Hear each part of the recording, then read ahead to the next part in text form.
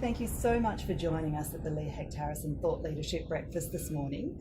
For those who weren't able to join us, are you able to share your top couple of takeaways? Yeah, sure. And it was a pleasure to be here this morning.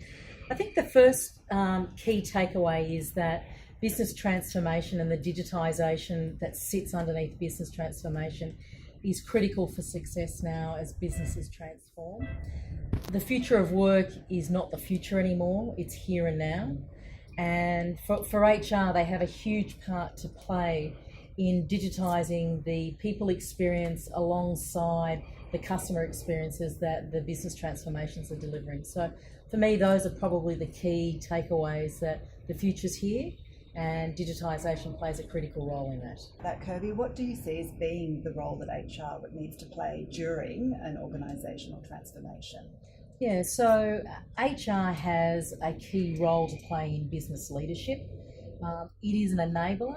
It doesn't own or drive wholly and solely the transformation or the people experiences. The leader and the individual have a very key part to play. HR brings business solutions to the table and helps to enable those solutions to drive the customer and people experience.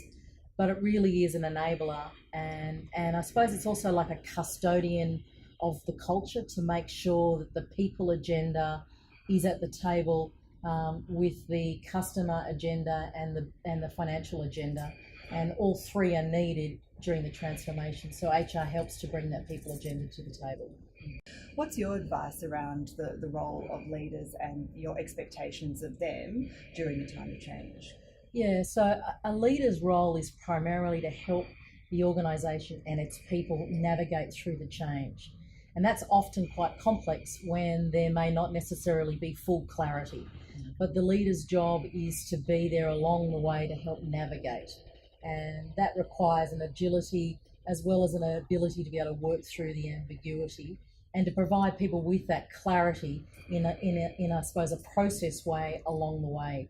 I think the second area is to provide the role modelling around what are the right sets of behaviours and mindsets and the way that we need to work together in order to drive the transformation. So another expectation and accountability of leaders is to set the right behaviours. I think the third area is to provide feedback loops so that people can get just-in-time feedback around what the expectations are, where they're navigating, their role clarity, and then how they're going around the right sets of behaviours. So leaders can then provide that feedback loop, which is also very critical. Thank you, Kirby, for your time today. I know that our audience really valued hearing some of your insights and stories, and thank you for taking the time to record this video with us now. Absolute pleasure. Thank you.